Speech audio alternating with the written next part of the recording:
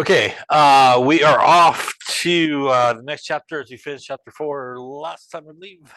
So we're off to chapter 6. We do not actually cover chapter 5, which should be nuclear chemistry. So we skipped that chapter. So 6 is where we're going. A lot in chapter 6. We're going to talk about naming. We're also going to talk about bonding. So a lot going on in this chapter. So let us get into it here. So the first thing we're going to talk about is nomenclature, and nomenclature really is a fancy name. Not sure how fancy, but for naming basically. So we're going to talk about how to pretty much name everything, how to write proper formulas for things, and the different types of compounds that we'll come across. And let's talk really about kind of those two types of compounds that we will come across. One's an ionic compound, and an ionic compound, as we'll talk about towards the end of this chapter as well, is always between a metal and a non-metal. And really what happens, as we'll talk about when we get to the bonding part of this chapter, is metals pretty much have all the properties where they pretty much want to give away their electrons, and non-metals have all the properties of I like to hang on to my electrons, and I like to actually collect some more electrons. So when you get these two guys together, what ends up happening is we typically will see a transfer of electrons from the metal to the non-metal. And this is going to create those ions that we talked about in some previous chapters. Our metal will lose electrons, which means it'll become positively charged, which is a cation. And our non-metal will become negatively charged, which is an anion. And what holds together sort of an ionic compound is that attractive force between the charges, the positive and negative charges, which are known as electrostatic attraction. And the important thing to remember as we go through this chapter is there's really no sharing of electrons here. So that's a really important thing when we talk about ionic bonding. There's no sharing of electrons. There's a complete transfer of electrons from the metal to the non-metal, resulting in those ions being formed. And again, that sort of opposite attraction, what holds that together. And that's different. We'll call it covalent compounds. Sometimes people call them molecular compounds. And these type of guys are typically involving non-metals.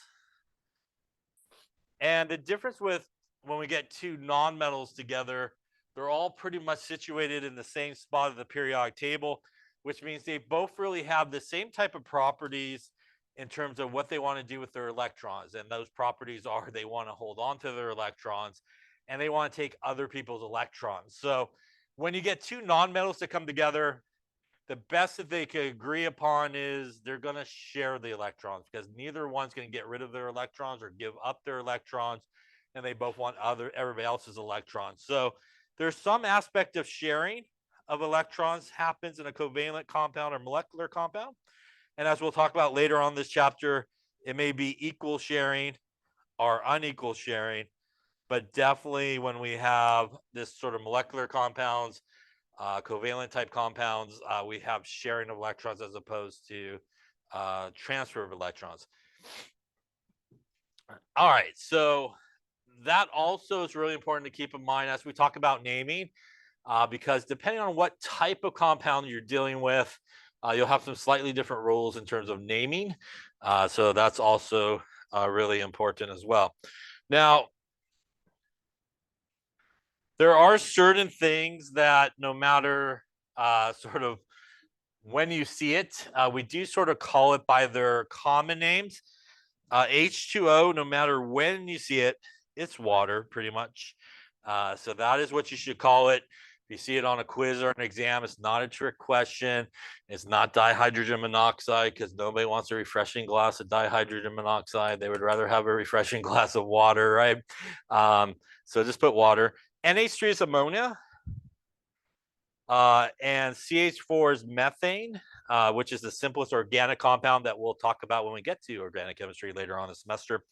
I would say these three you definitely should know and go by the common name always. I will say, although people call this table salt, most people still call it by its real name, which is sodium chloride, and that's table sugar or sucrose and stuff like that. So definitely in the water, the ammonia and the methane are really important in terms of going by those sort of common names. Now, when we talk about naming and especially ionic compounds, it's important to understand that on the periodic table, drawn by this great looking box right about here, there are certain things that will actually make sort of fixed charges. So there's certain things that no matter what the situation is, will always make the same type of charge. And everybody in group 1 will make a +1 charge. Everybody in group 2 will make a +2 charge. Skipping over the middle section there with our 3, +3, it's really aluminum. So it's really this guy for the most part. Some people will include gallium with it. Boron is usually more of a non-metal, so you don't really see too much charging, but usually it's just aluminum right about there.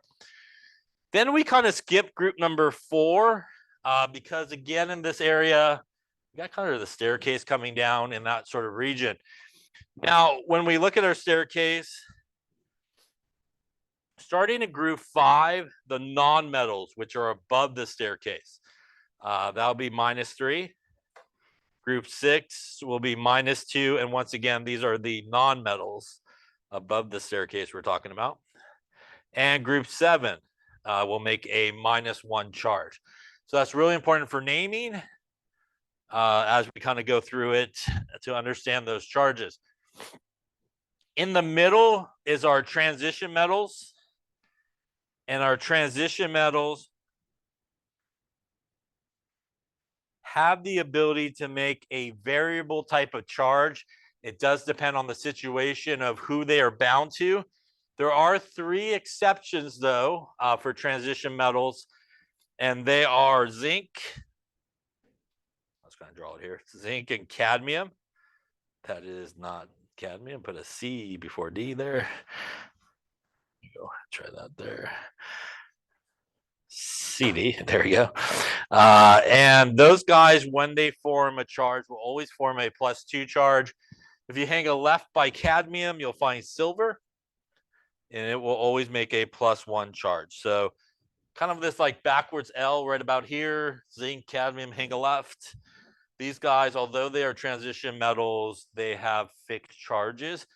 Everybody else in the transition metal region can make a variable charge. And a couple of things to keep in mind on that is everybody else here can make a variable charge. And don't forget that underneath the staircase in this region, outside of the transition metal region over here, these guys are also metals and they can make a variable type charge.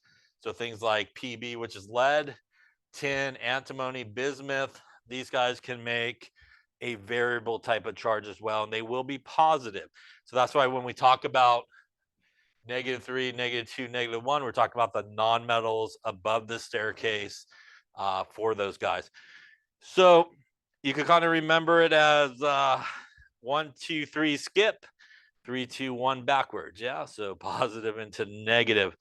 By the way, hydrogen, as we will talk about, can actually go both ways. Hydrogen can be positive or it can be negative. So hydrogen has some unusual properties and actually can kind of go both ways depending on the situation.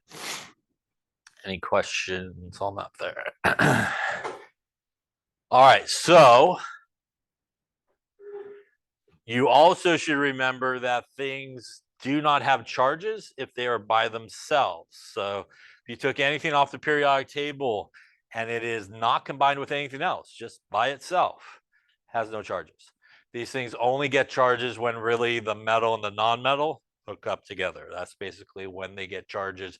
But if you had sodium by itself, no charge. You had a piece of iron metal, no charge.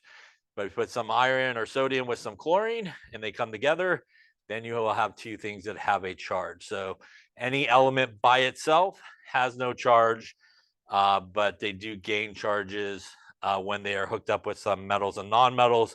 But these are the typical charges that they do make when they do form a charge. Any questions on that there? All right. So now that I scribbled on the wrong slide, let me erase what I just scribbled there. There we go. So let's talk about naming compounds. And again, as I mentioned, we're going to talk about binary compounds. Binary compounds just means that there's two there, basically. And as I talked about, we're going to deal with two types of compounds. One that is ionic, which is, thank you, between a metal and a non-metal. And that, again, is where we have the electrons being transferred and no sharing of electrons. So again, that's going to be our electrons being transferred in our ionic, as opposed to compounds that contain two nonmetals, which will be more of a covalent type bond where we have sharing of electrons. Now, depending on what is present, we will have different ways to go about naming these guys.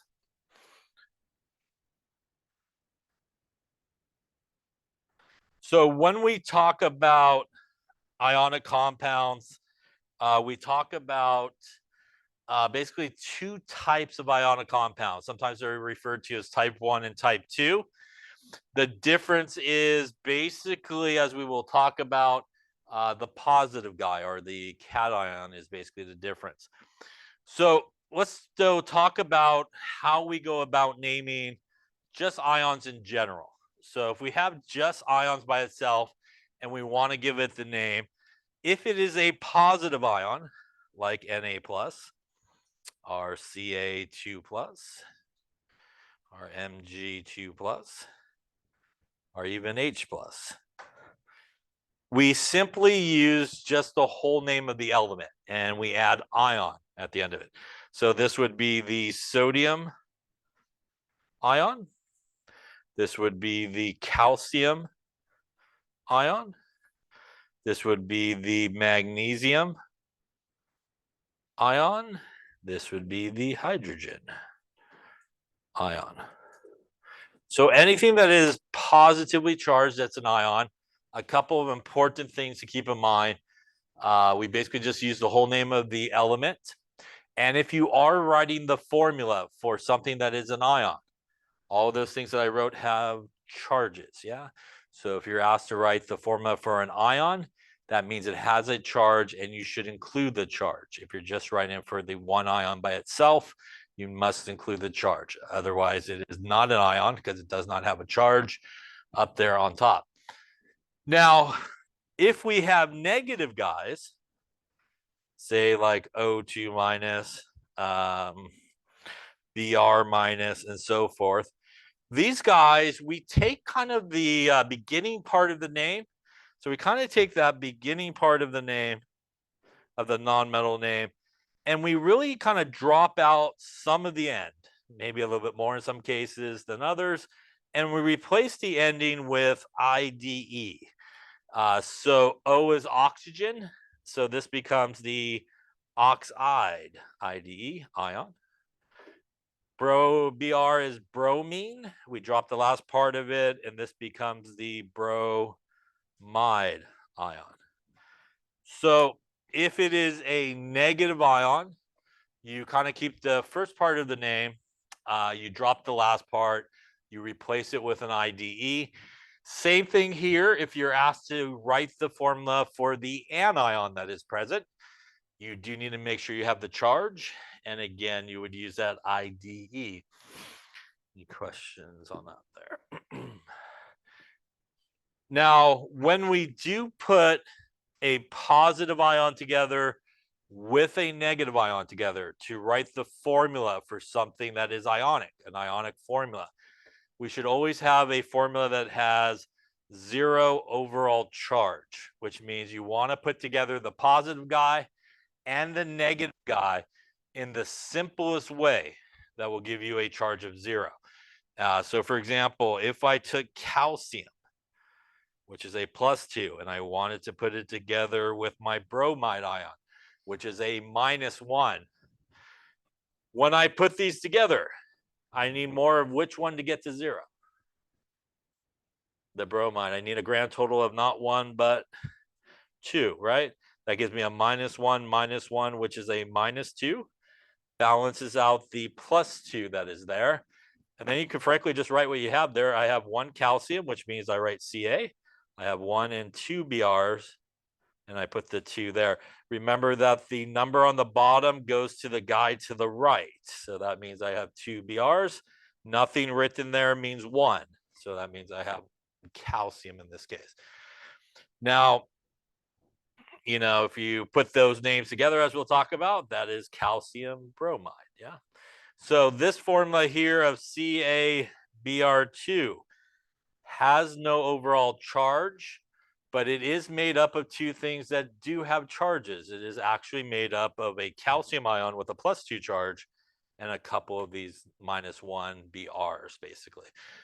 So that also confuses people. So if you're writing the formula for just the ions separate by themselves, charges. When you put them together, no charge. Simplest way to get to 0 is what you need. By the way, the simplest way to get to 0 is just multiply the 2 charges together. Yes, and that'll tell you what number you need, right? 2 and 1 is 2, so I need 2 of each to get to the great charge. If we did something like Mg 2 plus and O2 minus, when I put these together, right, I got a +2 and a -2, which means I am good to go, right? That equals 0 when I add those charges together. And I just need 1 of each of these guys, right? MgO in this particular case. Again, the formula when you put the metal and non-metal together, no charge. But again, it is made up of 2 things that do have charges. Any questions on that there?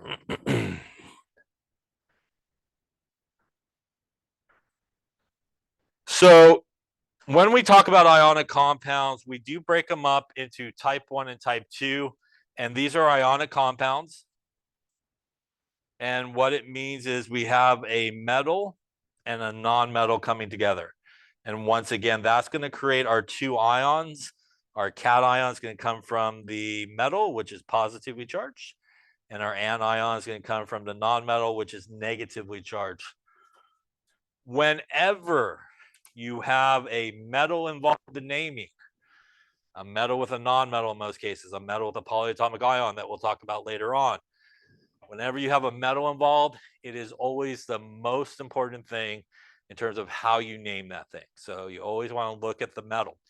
So what is the difference between type 1 and type 2? It is actually the metal. In a type 1 compound, the metal has a fixed positive charge, which means that the type 1 comes from group 1, 2, 3 on the periodic table, or it's zinc, cadmium, or silver. What that means is as soon as you see that it is a metal that falls into one of those categories, it's a type 1, and you can really proceed right into naming, which we'll talk about how to name in just a second. Now, type 2, actually, again, the metal is the most important thing. The metal in a type 2 will have a metal that can form a variable type of charge, and that's going to be your transition metals. And just to the right, things again like lead, tin, bismuth in that area that can have multiple types of charges. So for example, as you can see there, chromium. In certain cases, chromium will have a +2 charge. In other cases, it will be a +3 charge. Copper, in certain cases, will be +1. In other cases, it will be +2. Iron will also +2, +3. So when you see that metal, it should tell you it's a type 2. And because it's a type 2, as we will talk about shortly, there's an additional thing that you have to do when you go to name it. So whenever a metal is involved, that is definitely the one you want to focus on. And that really does dictate how you go about sort of naming everybody. And again, obviously, these would be your transition metals, except for obviously zinc, cadmium, and silver. And just to the right on the periodic table, again, sort of underneath that staircase as well.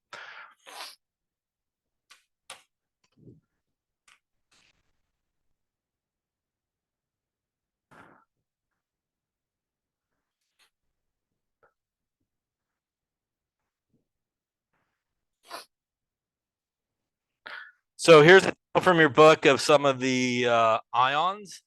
And as I mentioned before, hydrogen can go both ways. So If hydrogen is H plus, it is the hydrogen ion. But if you have hydrogen that actually comes behind a metal, like LiH or something like that, then it's actually going to be the negative version of hydrogen, and it would be named like a negative ion, which would be known as the hydride, IDE ion. So again, hydrogen is really the only one that can kind of go both ways, positive or negative. Everybody else is pretty much stays in their lane of it's positive or negative, but hydrogen can kind of go both ways in terms of its charge. Once again, we see pretty much anything that's positive, just the whole name. Anything that's negative, all these guys, IDE at the end of it. And as you can see as well, group 7, all -1, group 6, -2, group 5, -3, group 1, +1, group 2, +3, +2, and group 3, pretty much like I said before, it's just pretty much aluminum is mostly what you're going to deal with out of group 3. All right, so let's talk about how to go about doing these. As I mentioned before, type 1 ions are a metal and a non-metal together.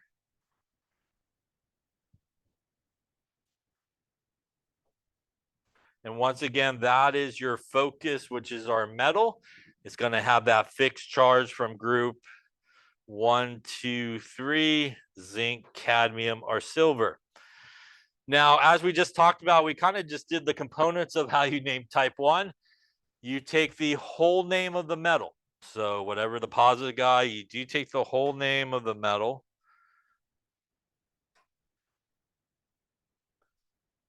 And then the non-metal gets the IDE treatment at the end after you drop out a little bit of the name. When you write formulas for ionic compounds, as I mentioned before, it does have to equal 0 when you put them together. Also, you should always write the formulas and also give the name. It should always come like this: positive guy first, then negative. So when you write the formula for it, it should always be the metal, then the non-metal. And when you give the name, it should always be the metal first and then the non-metal afterwards. So that is the order pretty much when you have a metal and a non-metal together. So if we look at, for example, the one that we just talked about there, CaBr2, if we were given this formula, all we want to do is identify first off what we are dealing with. So hopefully by now you will know that calcium is a metal, Br is a non-metal. So as soon as you see that, what that should scream to you is this is going to be an ionic compound, right? Because I have a metal and a non-metal. And whenever we have a metal involved, that is who we want to focus in on. And again, we know that calcium is group number 2 on the periodic table, which means no matter what the situation is, it's always going to be +2. It has a fixed positive charge. So as soon as you see that, that's all you have to do for the naming part. So we're just going to roll into what it says, right? Whole name of the metal is calcium.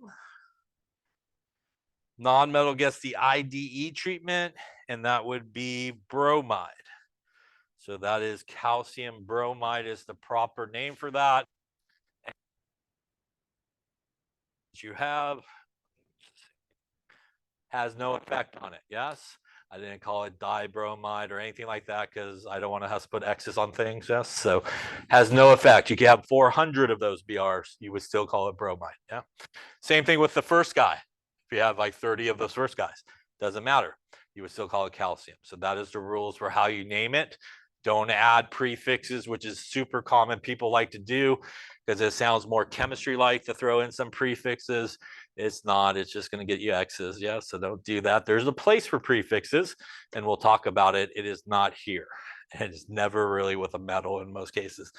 So the amount of each of those guys that you have, those ions present, has no effect on the name. It's always just going to be whole name of the metal, IDE for the non-metal. The reason, obviously, that we have the 2 is what we talked about on the previous page. We have 2 there because, again, although the overall guy here has no charge, as we saw on the previous slide, it is really made up of things that do have charges. And those are the two guys that we need to balance it out. Also, if you were asked to write the formula for the cation in this case, this is what you should write, Ca2 plus, because again, it's the ion formula. It should have a charge. When you write the anion formula, it should be Br minus. It should not be what people will always do in this case, Br2 minus.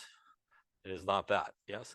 So if you're asked to write the formula for the anion, you want to write the formula for one individual negative guy by itself, and that is what you should write for the formula of the anion. Any questions on that there?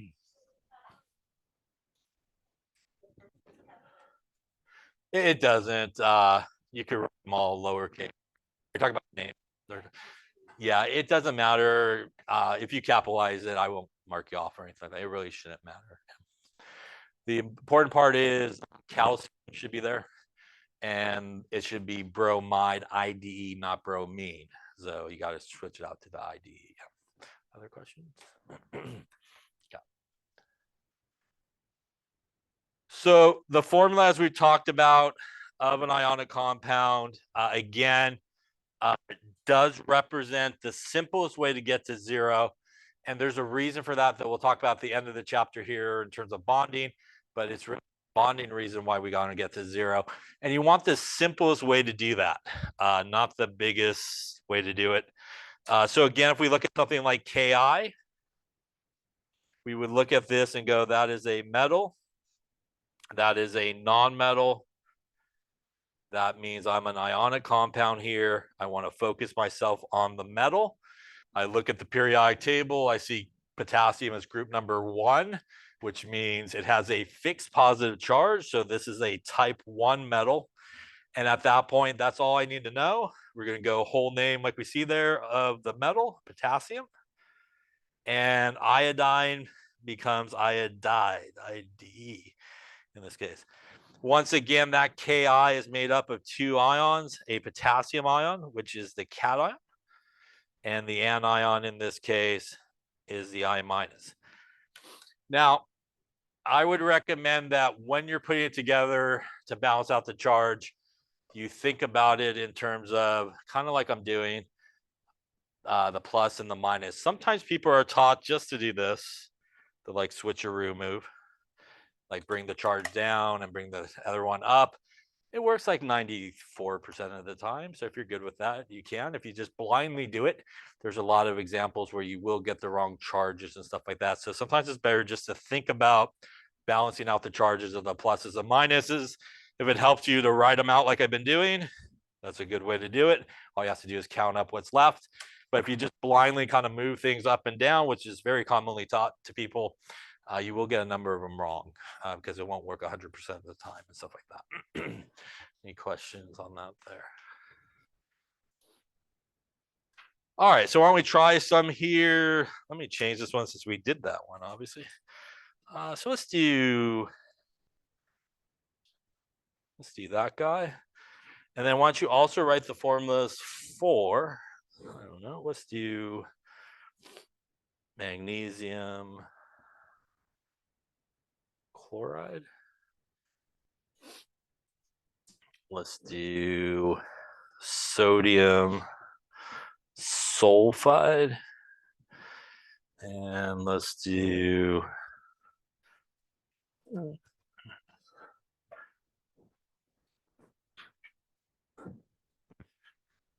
I'll do calcium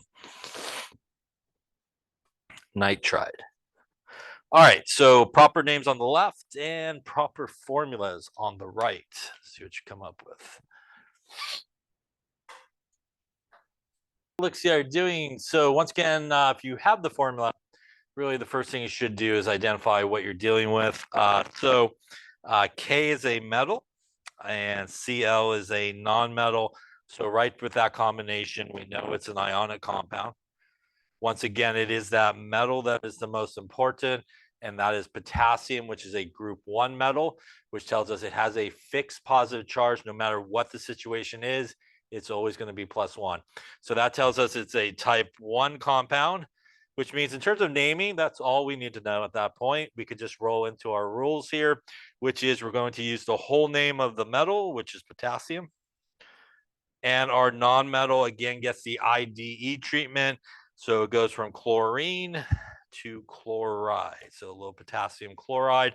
This is made up, again, of two ions, a cation that is the K plus, and the Cl minus is the anion. So again, +1, -1, which is why we just have one of each of those things in that particular formula. Any questions on that one there? All right, so again here, we got aluminum, which is a metal. We got oxygen, which is a non-metal. That once again tells us we're ionicking it. Al is the metal, which we want to look at. It is group number 3, which also tells us it has a fixed positive charge. So that tells us we're type 1ing this. And regardless of how many numbers there are, it doesn't matter because it's a type 1 compound. So we again just use the whole name of the metal, which would be aluminum. And again, the oxygen becomes oxide. Doesn't matter again that there are 2 aluminums. Doesn't matter that there are 3 oxygens in terms of the name, because it's a type 1 compound. That is how we name it. Any questions on that one? The cation in this case, right, is aluminum. That is group 3 that has a +3 charge. The anion in this case is oxygen, which is group 6, has a -2 charge. Common number between those two is 6, right? You just multiply them together. That is why we have not 1 aluminum in the formula, but 2, right? So that is why we have the 2 there. And we need 3 total of these guys to get to the 3 that we see there. So again, if you were asked to write the ion formulas, this and this is what you would write. Yeah. Any questions on that one there? Coming down here, that's barium. That's a metal. Hydrogen, again, is a non-metal, remember, right? So this is an ionic compound. It is the barium, which is group number 2, tells us it's type 1, and that is all we need. So this is going to be a barium, and this is going to actually be the negative version there of hydrogen, hydride. In this case, barium is +2. And hydrogen here is -1. That is +2 and -1. That is why we have not 1, but 2 of the negatively charged hydrogens in this case, to balance the charge out to 0. Any questions on any of those names there? Going the other way, we want to write the formulas. So it's really important when you go to write the formulas, you should just start with, especially if it's an ionic compounds like we have here, you want to start with the basic 2 ions and then put them together as we talked about, so it equals 0. So with that being said, magnesium, group number 2 on the periodic table, which means we have a magnesium with a +2 charge. Chloride is chlorine, which is group 7 on the periodic table, has a -1 charge. At this point, we just need to put it together to equal 0. I need more magnesium or chloride. Yeah, I just need a grand total of 2. And if it helps you to do it that way, all you have to do now is count what you have there, right? I have 1 magnesium, so I write 1. And I have 2 Cl's, so Cl2, right? Number next to it. And that will give us our formula. Yeah. Remember, again, number always goes to the guy to the left. And if nothing's written there, it is 1. Yeah. Any questions on that one there? Same thing here. Sodium is a metal. Sulfide is sulfur, which is a non-metal. So we know this is an ionic compound, so that's going to be ions. Sodium is group number 1, which is Na+. Sulfur is group number 6, which means it should have a -2 charge in this case. Now, when we put it together, we want to equal 0. We need more of the sodium. Yeah, we need 1 more there. Now, again, if we just count what we got there, that looks like 2 sodiums. So that's an Na2 and 1 sulfur. Yeah. Now we have the proper formula in that case. Yeah. Question on that one? Lastly here, calcium, which is a metal. Nitride is nitrogen on the periodic table.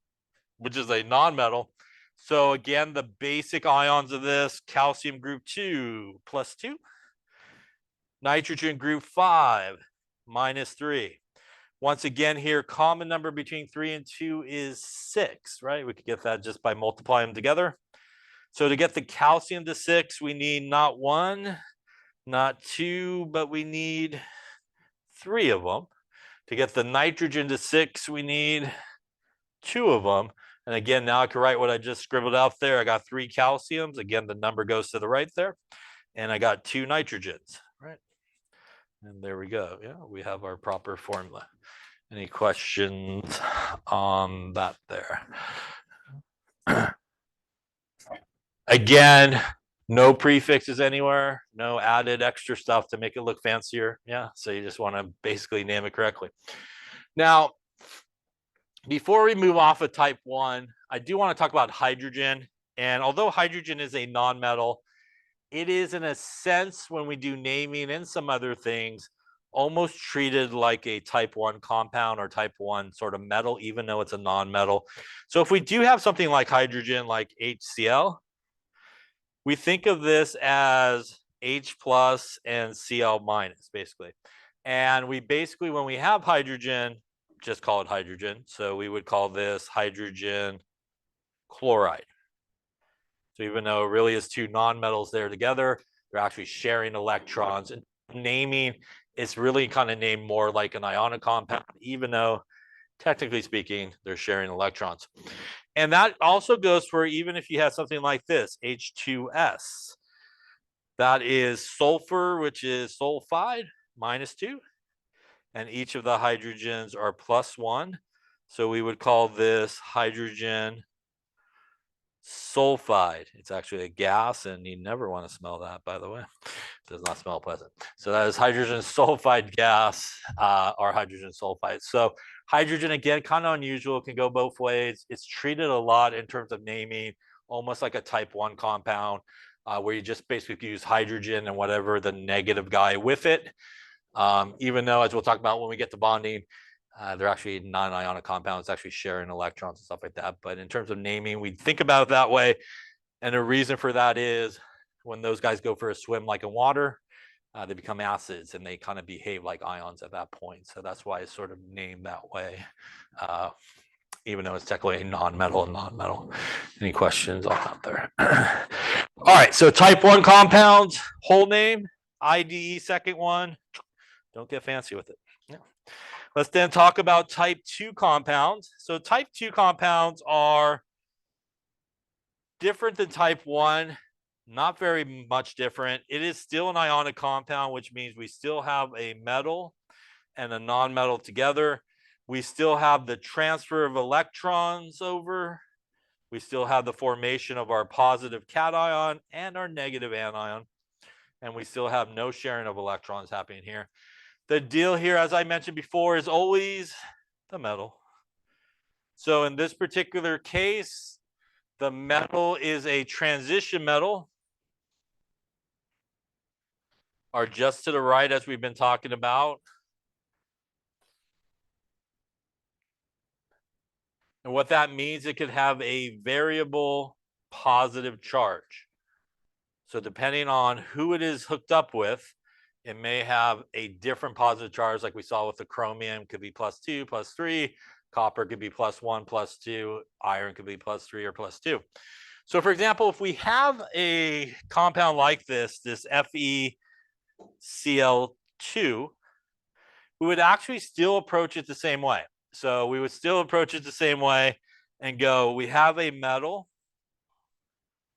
and we have a non-metal. So once again, we do know that it's ionic because of that.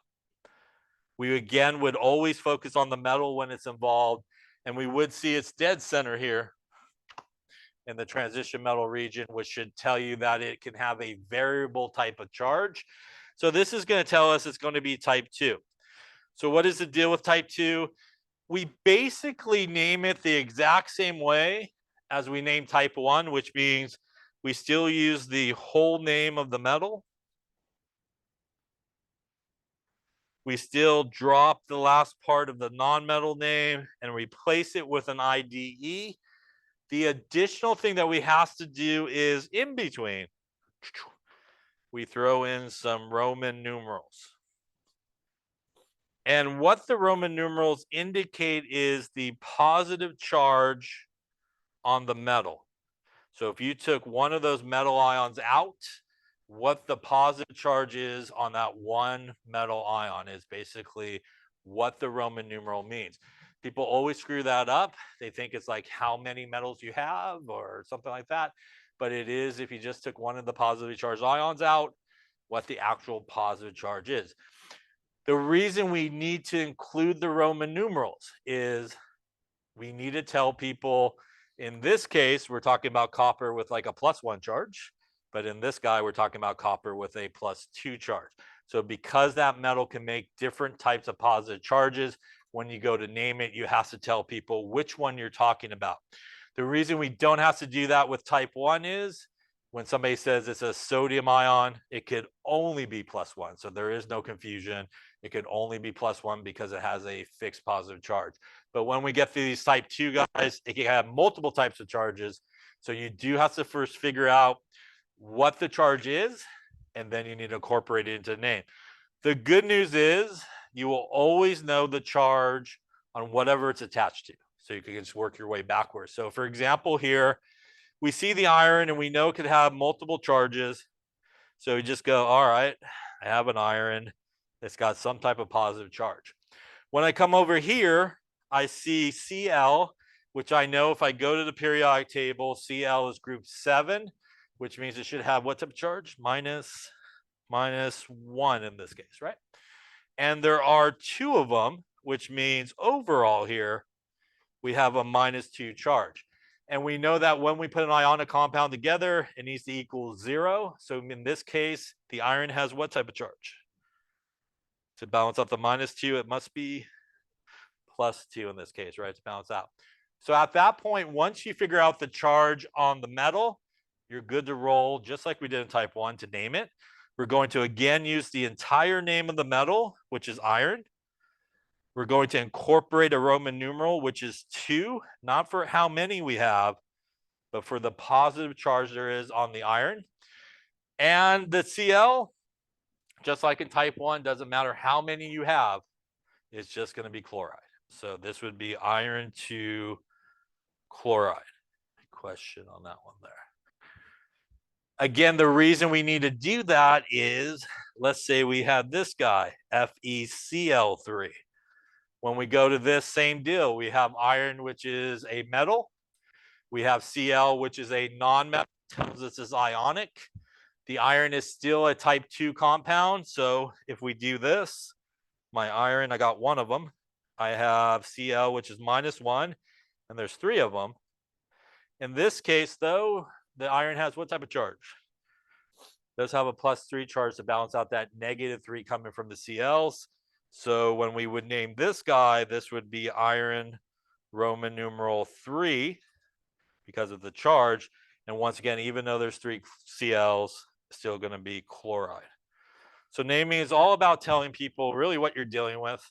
And in the case of type 2 guys, because they could have a variable type of charge, you have to include that Roman numeral to basically tell people which one you're dealing with. Any questions on that? But again, you can kind of work backwards because you will always know the charge of whatever it's attached to. So you could always kind of work yourself backwards on that. All right, let's take a look at maybe another one here.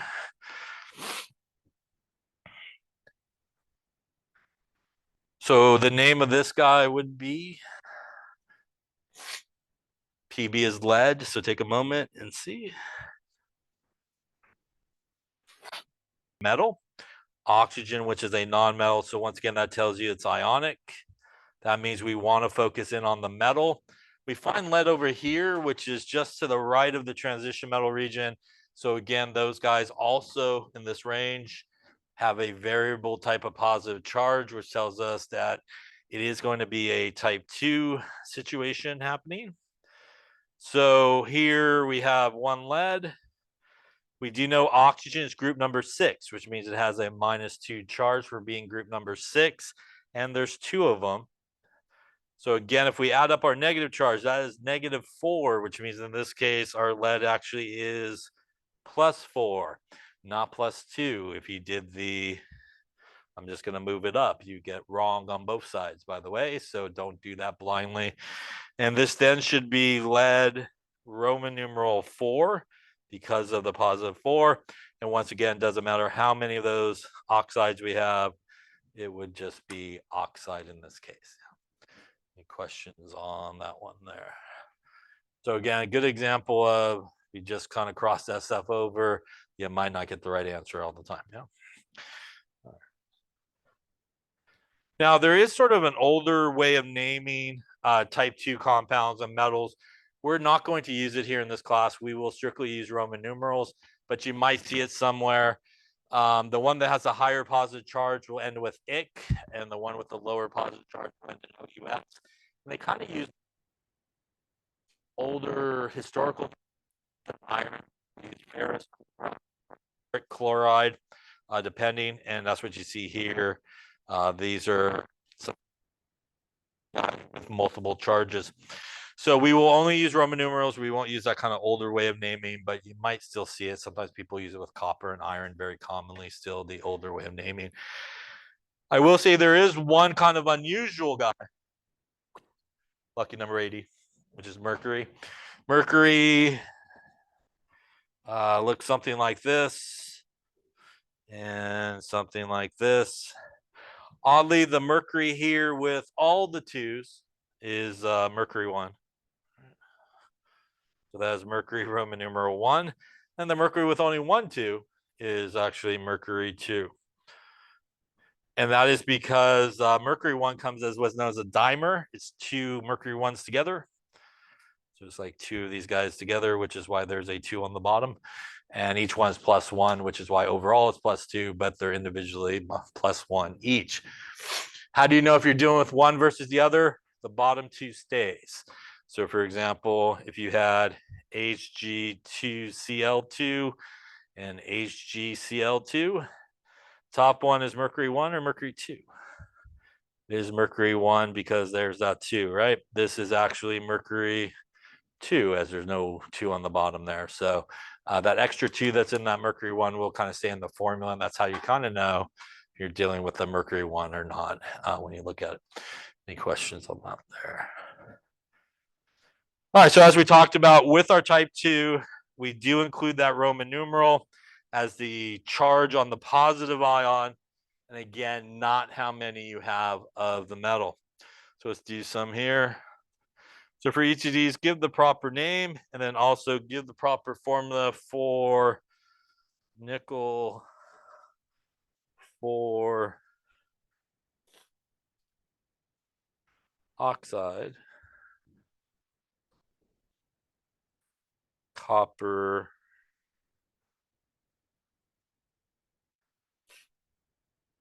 one sulfide, and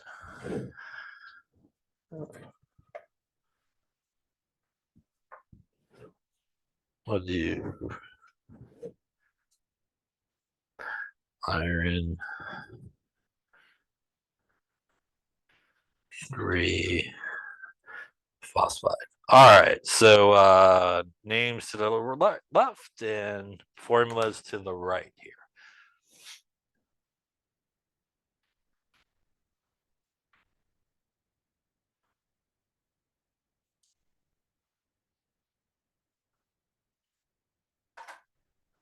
Okay, so let's take a look. So once again, we want to identify what we're dealing with.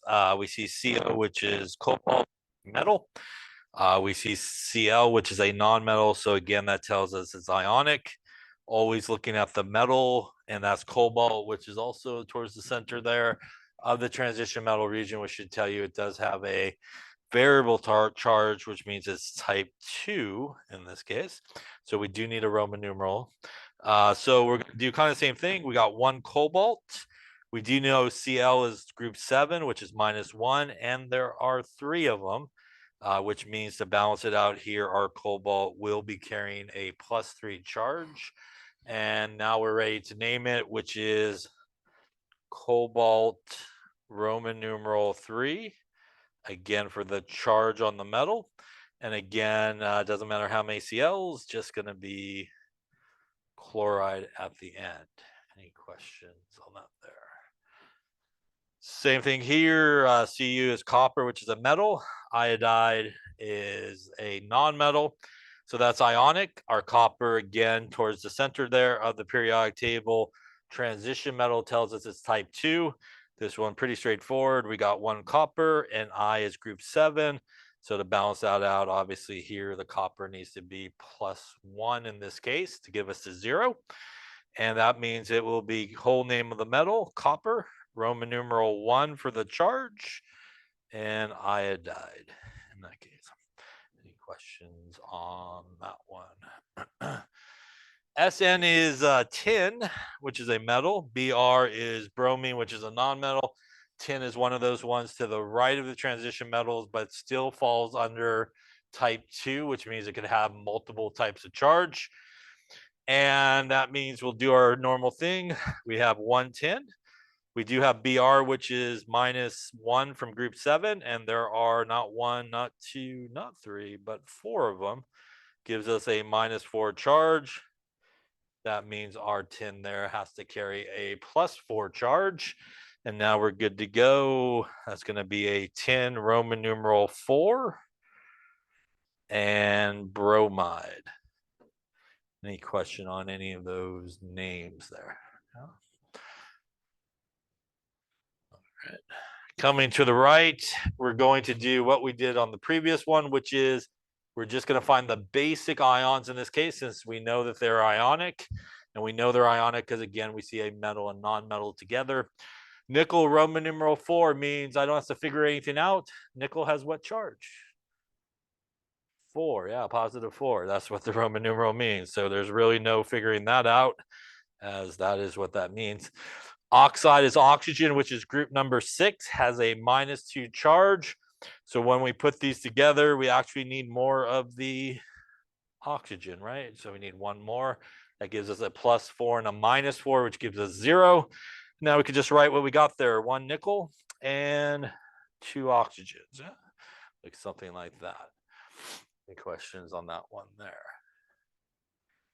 Copper Roman numeral 1 means copper has a +1 charge, and sulfide is sulfur group 6.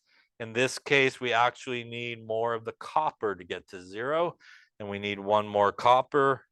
So here, I'll just go down this way. We have 2 coppers, so we put the 2 next to the copper, and we have 1 sulfur. So it should look something like that in that case. And lastly here, iron Roman numeral 3 means my iron is carrying a +3 charge.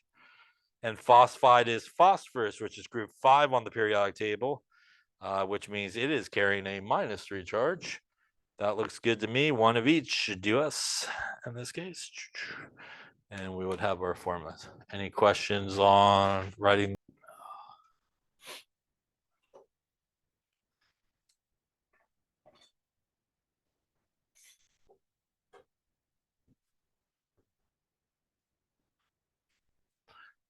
Okay, any questions so far on naming? About halfway through it, yeah. Okay, so just to sort of summarize what we've been talking about here, as we saw, there are certain names of ionic compounds that do not involve Roman numerals. And again, those are type 1 metals, which have that fixed positive charge. And because they do have that fixed positive charge, there's no need to include the Roman numeral. Remember also those 3 transition metals that do fall into this category as well. The zinc, the cadmium, the silver. You do not need Roman numerals for those guys either. And again, you don't need the Roman numerals because no matter what the situation is, that is just their charge. So they'll never do anything different. When we do hit, again, our transition metals outside of these 3, and again, as we saw to the right, you do need to incorporate those Roman numerals, again, to indicate what the charge is on the metal we are currently dealing with. All right. We're gonna skip this slide because I don't know where my things went. Here's a little flow chart of sort of your decision tree, and like I said, always a metal involved. That is the first place you should always look. We're gonna get into type 3 compounds now, and type 3 compounds are molecular compounds. Are covalent compounds, and these are basically when our two nonmetals get together. So when our two nonmetals get together, we're going to have sharing of electrons, and we do name them differently. And frankly, I know you waited all night for this. This is where you use prefixes. Yeah. So if you got the dying urge there to use prefixes, this is where you should use the prefixes. And really, the only place you should use prefixes is in this type 3 situation. So type 3 going to be two nonmetals together, sharing of electrons, and this is where we use prefixes. And those are prefixes like mono is 1, di is 2, tri is 3, tetra is 4, penta is 5, hexa is 6, hepta is 7, octa is 8, maybe nona is 9. I could be making this up. I don't know. Deca is 10 in this case. These are absolutely, positively the easiest ones to do and the ones that you should be done with in like 2 seconds. But with that being said, these are also the ones that people always screw up because they want to do all kinds of things they should not do in this situation. So although they are technically like the easiest ones, they are also the ones that people really do mess up a lot on because they do a lot of things you shouldn't. Here's the deal. It's pretty straightforward. There's nothing to figure out in terms of charges because they're sharing electrons. There's no ions. You frankly just need to count how many of each one you have. So you just need how many of each of those elements you have and choose the right prefix. We go with the prefix if needed and the whole name of the first element. And then we roll with a prefix, and the second guy or second element gets the non-metal treatment like we did before with the IDE. So it's pretty straightforward. Like I said, no charges to figure out. Just need to know how many of each one you have and choose the appropriate prefix. Now, there is a couple of things that we do take into consideration when we're naming these guys, and that is we do not use mono on the first name,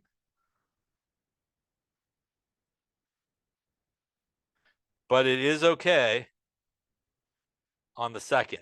So it's okay to kind of roll with mono on the second name, but not on the first name.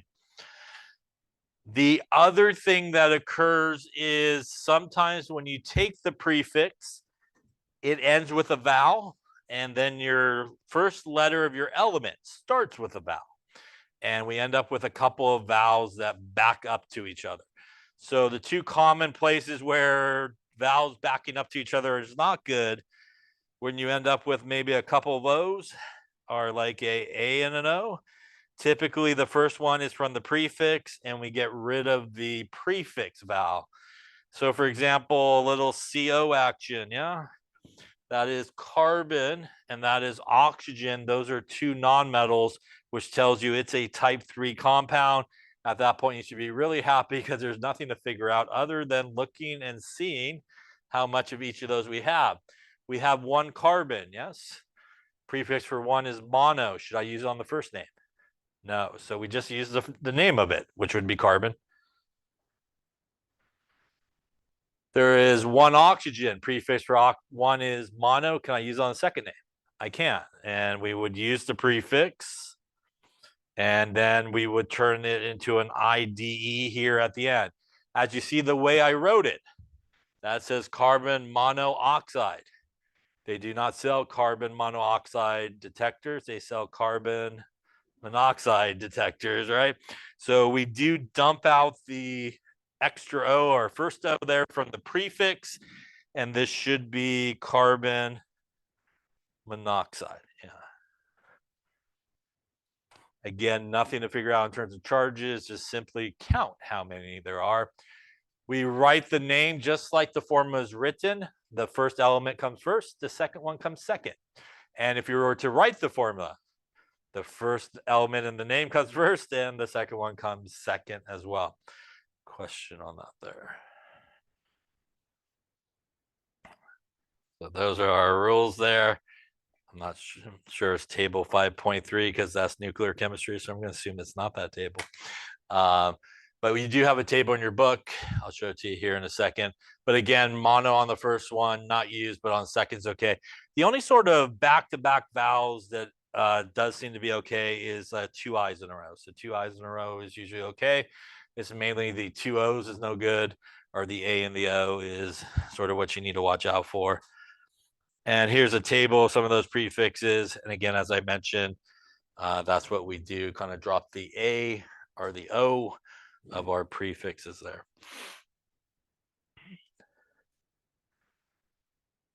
So we see that with tetra. Instead of tetraoxide, we do drop the A off of that prefix and it's tetroxide. And there's our monoxide that we also drop the O off of. We still have some, again, not a trick question. When you see H2O, you're going to write water. Although I do enjoy all the various hydrogen monoxide, dihydrogen monoxide, which is really what it should be. Also ammonia, which is NH3, is not nitrogen trihydride. It is ammonia. This is what you should use for that. And we added methane, which is the other kind of common one that you should know, which is CH4.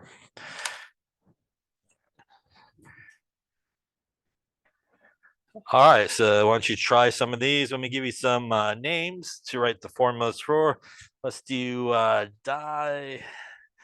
nitrogen trioxide. Let's do sulfur hexachloride.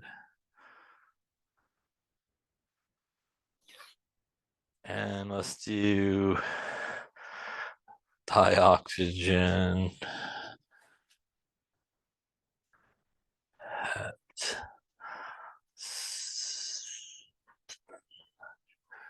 nitride. We'll just make something up that maybe doesn't exist. All right, so names on the left there and formulas on the right.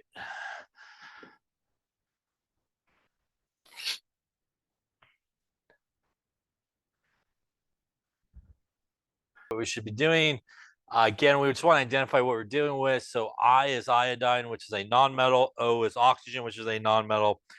So that tells you it's covalently bonded and a type 3 compound. That should make you happy because there's really nothing to figure out other than picking the right prefixes right and writing what's there. So I2 means there's 2 iodines. So the prefix for 2 is di. We use the whole name of the first element. So that's going to be diiodine. 7, the prefix is hepta. And oxygen, because it's the second element, we'll get the IDE treatment.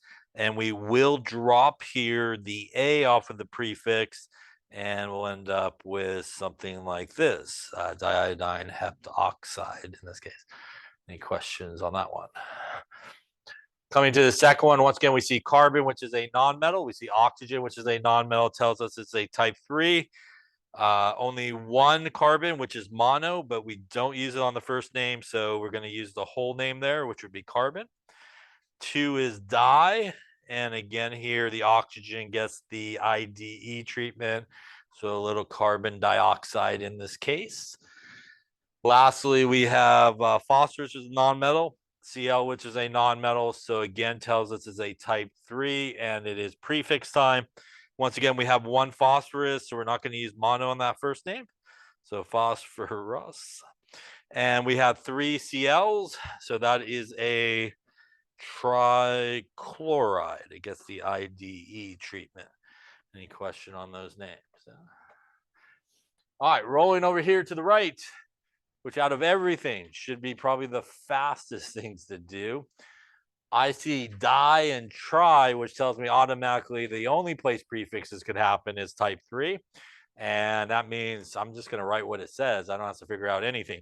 Di is 2, nitrogen is N, so N2. Tri is 3, oxygen is O, O3, right? Nothing to balance, just pretty much write what it says. Sulfur hexachloride. I see a prefix here, but I don't see one here. But they're both nonmetals, and no prefix on the first nonmetal means there's just one, right? So that's an S. Hexa is 6, and chloride is Cl. So a little SCl6 in this case. Lastly, I see di and I see hepta here pretty much on this made up thing. Guess I forgot the A there. Di is 2, so that's O2. And hepta is 7, nitrogen is N, and a little O2 and 7 on whatever that might be in this case. So those are probably, again, the fastest ones you should do. But again, people really do kind of screw up on these guys because they think it has to be harder than it is. So don't make it harder than it is. Any questions on type 3? So hopefully you can see things have their specific locations of what you should do when you name. If it is a type 1, you don't do anything fancy with it, right? No prefixes, no Roman numerals. If it's a type 2, only Roman numerals. And if it's a type 3, only prefixes. So never mix them. If you find yourself doing a little Roman numeral action, some prefix action, most likely you're going to get this action. Yeah, you don't want that, right? So it's probably wrong. There's only one little case where maybe that might occur, and we'll see it in just a second. But other than that, pretty much should not occur. So don't be doing the mixing type thing. Any question on any of those things there? Okay. So there's our review of what we just talked about. And again, nothing, Roman numerals, and prefix. Yeah. Again, everybody has their own sort of situation. All right. Then let's talk about the last type of naming we're going to talk about here, which are compounds that contain polyatomic ions. Polyatomic ions are kind of weird things in a sense because they are actually groups of nonmetals together, which are actually sharing electrons. So they're actually covalently bonded through sharing of electrons, but they also have an overall charge. So they're ions as well. So for example, here, if we look at NH4, NO3, this is actually 2 polyatomic ions together. And if we were to kind of break it up right about there and right about there, we actually have 2 different polyatomic ions here. We have this guy over here, which is actually NH4 plus. That 1 nitrogen and 4 hydrogens stays together because they actually are covalently bonded together, sharing electrons. They never break apart, and the whole thing has a +1 charge. It actually looks a little bit like this if we were to draw it, which we will draw a little bit later on in this chapter.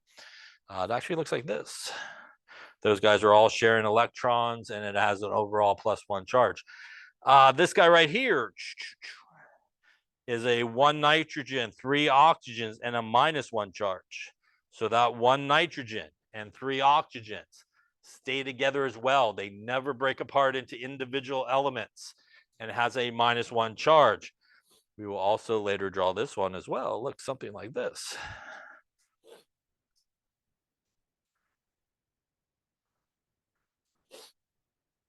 So ultimately, when we put these together, we're putting together 2 things with charges. Just like we talked about earlier, when we put 2 things with charges, the overall charge should equal 0, which is why we have +1 and -1, why we have just 1 of each of these guys when we put them together, because ultimately it is +1 and -1 coming together to equal 0. The polyatomic ions have specific formulas with charges. They also have specific names, like this guy right here is the ammonium ion. That looks awful much like which thing that we just saw. NH3, which is ammonia, no charge. Do not confuse them. People always do. So NH3 is not a polyatomic ion. It is ammonia. NH4 plus is ammonium, which is a polyatomic ion. So those are 2 things that are sometimes confused. NO3 minus is our friend nitrate ion. The good news about polyatomic ions, if there is good news, is we just use the name. It doesn't matter how many of them you have, you just simply use the whole name of the polyatomic ion, which means if we put both of these together, this guy right here would be called ammonium nitrate. Right. Pretty straightforward, not too bad. So whenever you have a polyatomic ion, we always just use the whole name of the polyatomic ion, regardless of how many you have. The deal, though, is for the most part, this is probably one of the few positive polyatomic ions that you'll come across. Most of the polyatomic ions are negatively charged, which means 9 times out of 10, maybe even more than that, you will most likely end up with a polyatomic ion that's attached to, or a metal that's attached to a polyatomic ion. So you'll most likely end up with a metal and a polyatomic ion coming together. Which means, as we talked about earlier, whenever a metal is involved, it is the most important thing. Also here as well. So you will either have a metal that is a type 1, no Roman numerals, or a metal that is type 2, which means it needs Roman numerals. So for example, if I lay up some of this, if I lay up a little of this guy here, well, NaNO3. Na is sodium, yes. Type 1 or 2? Does it need a Roman numeral, sodium? No, it's a type 1, right? Which means that is sodium, that is nitrate. This name would be sodium nitrate. Yeah. Now, if I take Fe, NO3, 2. Fe is iron, yes. Type 1 or type 2? Does it need a Roman numeral? It does. So we have to do just what we did before. We have 1 iron. That is NO3 minus. And there are 2 of them, right? Which means in this particular case, the iron should have a plus 2 charge, which means this guy's name would be iron Roman numeral 2, just like we did previously because of the charge. And even though there are 2 of those nitrates, still going to be called nitrate in this case. So I would say probably 9 times out of 10, you're going to find yourself with a metal and a polyatomic ion together. And you really will fall back to either type 1 or type 2 rules based on the metal. The polyatomic ion doesn't matter because you're just going to use the whole name. It doesn't really matter. By the way, why did I lay up some parentheses around that polyatomic ion? Why did I not just write it like this?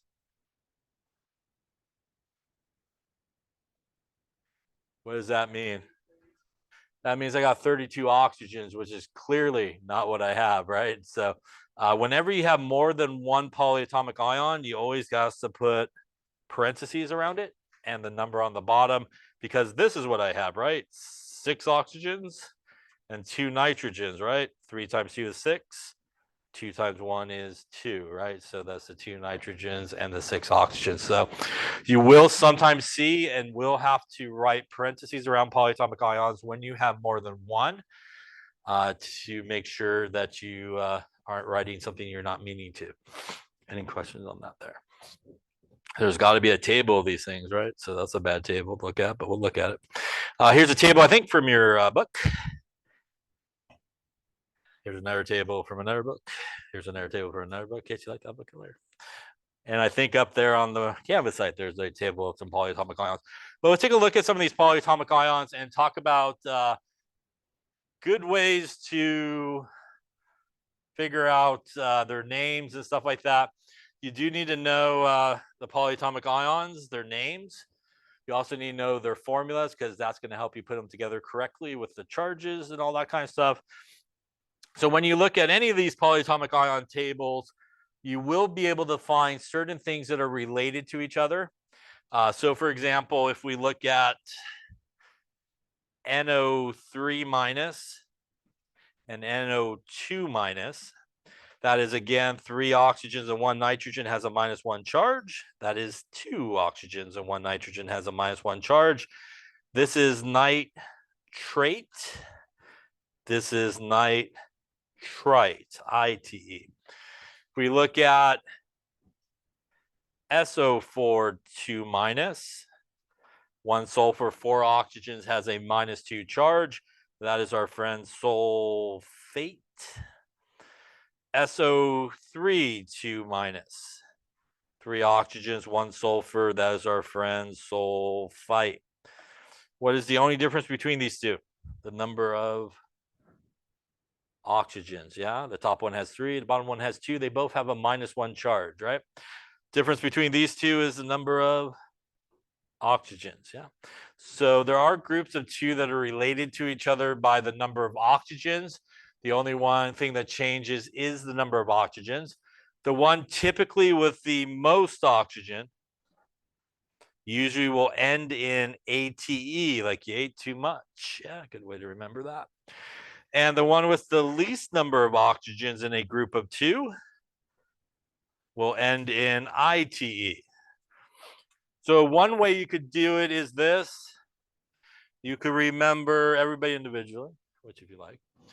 You could also group things together and, for example, remember all of the 8s and know that if you need the ites, you just take away 1 oxygen. Everything else stays the same, right? Or if you want to remember all the ites, if you want the 8s, you just add 1 oxygen. Everything else stays the same. So that's a good way to sort of remember these. Now, there are certain ones that are groups of 4 that are related to each other. There's our popular group of 4 right about here.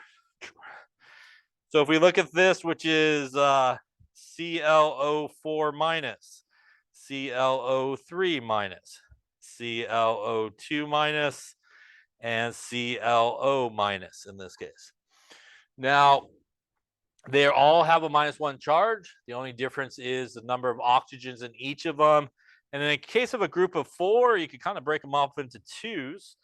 And the guys on the right there have the least number of oxygens, which means we should know they should end in which one? 8 or 8? 8. So this is our friend chlorite. This is our friend chlorite. Clearly, we cannot have the same name for 2 different things. So in a group of 4, the one with the least number of oxygens ends in ITE, but also starts with hypo. So that is hypochlorite. Now, our guys on the left there of the line have the most oxygens, which means they both should end in 8. And this would be chlorate. This would also be chlorate, except again, we cannot have 2 names that are for 2 different things, or the same name for 2 different things. The one in the group of 4 with the most oxygens will also begin with per.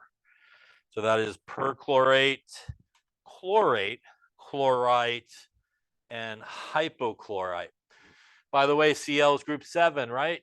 Which means you could actually swap out the chlorine for anybody in group 7, and it's named the same way. So what would you imagine BrO3 minus would be called? It looks like which one? Looks like chlorate, but that's not chlorine, that is bromine. So that would be bromate. Yeah, so you could swap it out.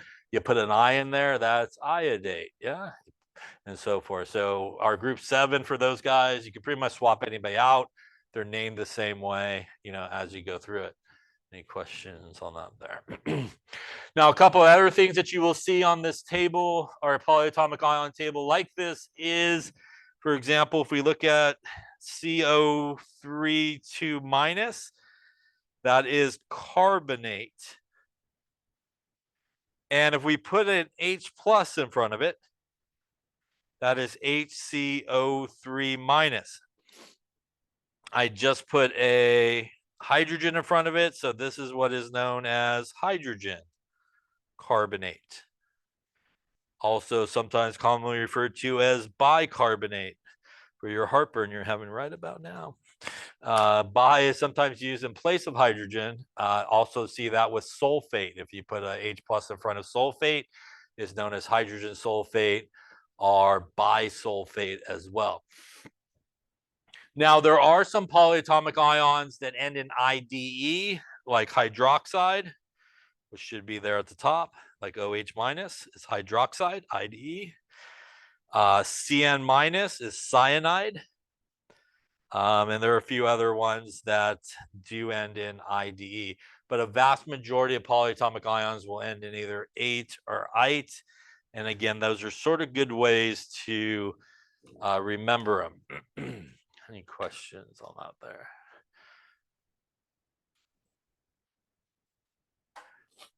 So let's take a look at some here. And we'll go to this one. We'll do some on here. So why don't you try some of these? Why don't you give the name for each of these? Let's do, we'll do Na2SO4, a little CuOH2, CuOH2, a little MgNO3 2. Why don't you also give the formulas for some? Let's do potassium. Let's do potassium chlorite. Let's do iron 3.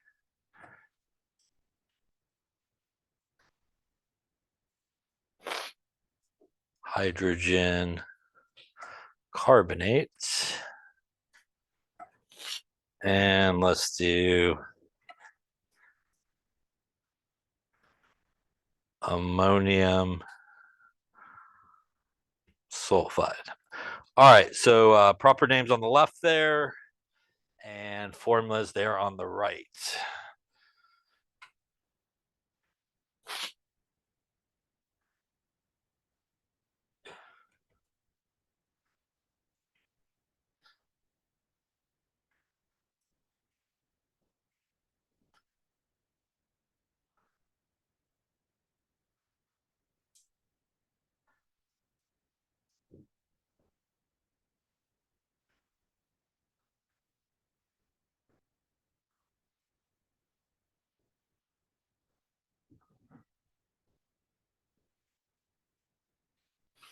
Okay, so let's take a look here since we're getting to the end. So again, we want to approach the same way. We see here sodium, which is a metal. That's SO4 2 minus. Once you learn these, you'll know that is sulfate, which is a polyatomic ion. Once again, as we talked about before, it is the metal whenever it's involved, what you want to look at. So sodium is a type 1 metal, right? Which means has a fixed positive charge, which means we're just going to roll with the whole name of it like we did previously, right? And that SO4 is sulfate, which we roll with the whole name of our polyatomic ion. So this would be sodium sulfate. There are 2 sodiums there because each one is +1, right? And that is needed to balance out the -2 charge on the sulfate, right? So that is, again, how we get to the formula. It does need to equal 0 in this particular case. Question on that one.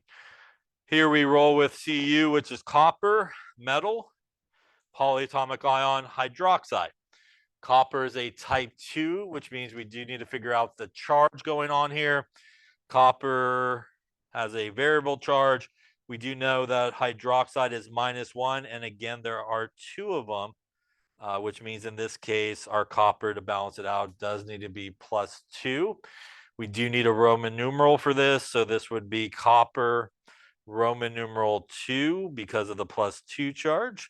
And once again, even though there are multiples of there, it will not affect the name, and it will be hydroxide in this particular case. Any question on that there? Lastly, same thing here. Magnesium is a type 1 metal. That is nitrate. And because magnesium is a type 1 metal, we can just use the whole name, which would be magnesium and nitrate. Once again here, the magnesium has a +2 charge. The nitrate has a -1 charge, which is why we need parentheses and 2 of them to balance out the +2 charge that we have going on over there in the formula. Any questions on any of those names there? Look on the right here, we're going to put it together. Potassium is group 1, which means K+. Chlorite is ClO2-. We are ultimately putting together +1 and -1, which means we just need one of each of those guys. And that will give us a KClO2. Any questions on that one? Iron Roman numeral 3 means the iron has a +3 charge. Hydrogen carbonate is our HCO3-. We're putting together +3 and -1. We need 3 of these guys, right, to balance it out. So Fe, we do need parentheses because there's more than one of the polyatomic ions. And we do need to put the 3 on the bottom there, again, because we basically need 3 of these guys here to balance it out. Our iron 3.